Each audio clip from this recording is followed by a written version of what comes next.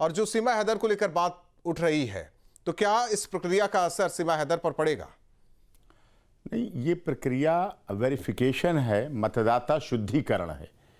सीमा का इस पर कोई प्रभाव नहीं पड़ेगा। अब तो वो सीमा हैदर नहीं, अब सीमा मीना है, सचिन मीना की पत्नी है, भारत में जन्मी भारती मीना की माँ है।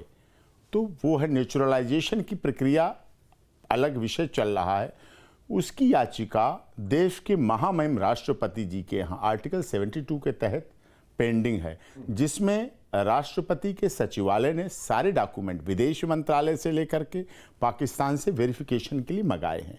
एसआईटी जांच कर रही है। एफआईआर हुई, भारत में आई, भारत में एफआईआर हुई, एफआईआर के बाद वो जेल गई, जेल के बाद माननीय कोर्ट के आदेश पर उसको बेल मिली।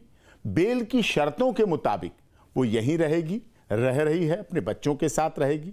वो पूरी तरह से सनातन धर्म उसने पाकिस्तान में ही स्वीकार किया था, भारत में आके रह रही है। हिंदू रीति रिवाज से नेपाल में काठमांडू में पशुपतिनाथ मंदिर में विवाह किया था, उसके बाद भारत में ही विवाह किया।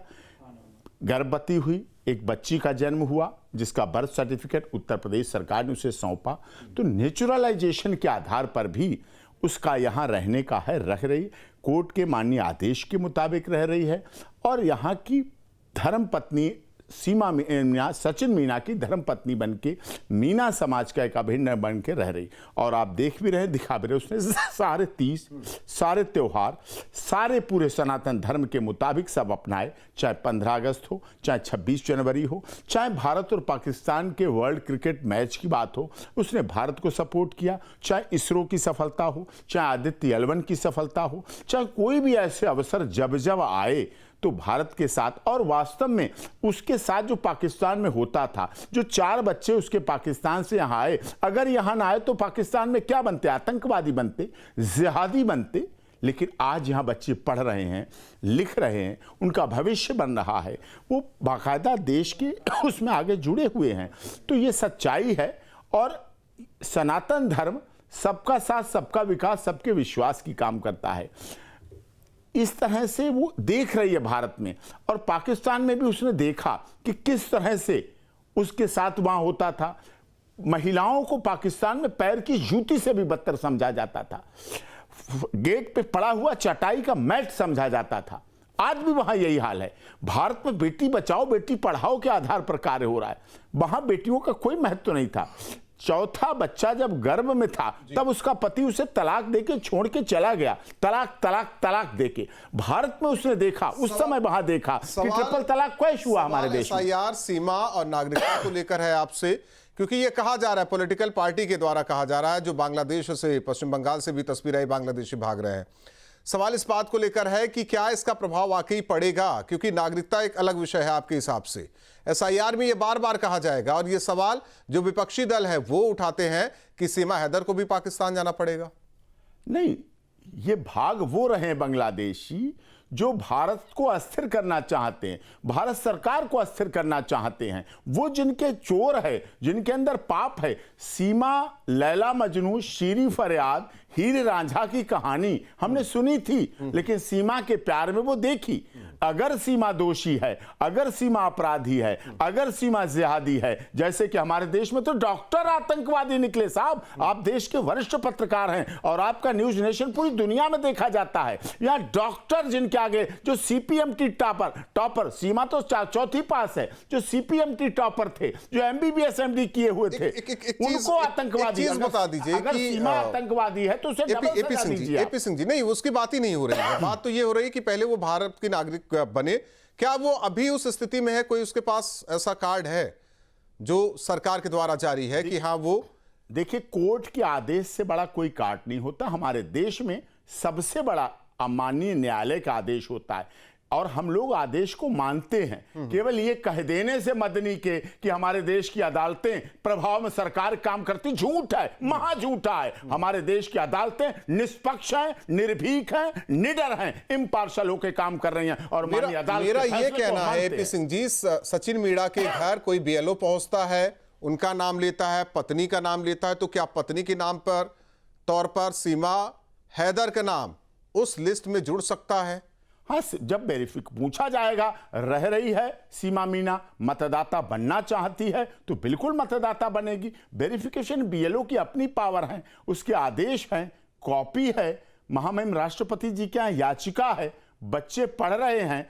अब कहां जाए, कहां रहेगी? ये तो आप भी मानते हैं, अगर सीमा पहलगाम घटना के बाद भी अगर सीमा पाकिस्तान पहुंचती उसका क्या होगा? संविधान उसका होगा क्या? मेरी उधर बात ही नहीं, जानना चाहता हूं आपके दर्शकों से भी, क्या सीमा बॉर्डर पार करके जिंदा बचेगी? मेरा उस पक्ष पर जाना नहीं, मेरा तो पहले ये जानना है कि क्या वो अब मैं कहूं कि 27 में उत्तर प्रदेश में वोट कर सकती है, 29 में केंद्र, जब सरकार बननी तब वोट कर सकती है। अभी जो एसआईआर चल रही है, क्या उसमें उसको शामिल किया जा सकता है? हाँ, किया जा सकता है, क्यों नहीं किया जा सकता? अब भारत में रह रही है, नेचुरलाइजेशन के आधार पर रह रही है, सचिन मीना की पत्नी है, मीना समाज की है, रबुपुरा में रह रही है, उसके बच्चे वहां पढ़ रहे हैं, बर्थ सर्टिफिकेट उसके बच्चे का है, और भी मैं एक्सक्लूसिव बता रहा हूं आपको, और भी प्रेग्नेंट है वो, और भी बच्चा आएगा तो वो प्रेग्नेंट है, तो उसके भी अधिकार हैं, महिला के भी अधिकार हैं, महिलाओं के बच्चों के भी अधिकार हैं। महिला mother is a best custodian of a child, mother he best custodian है चाइल्ड की।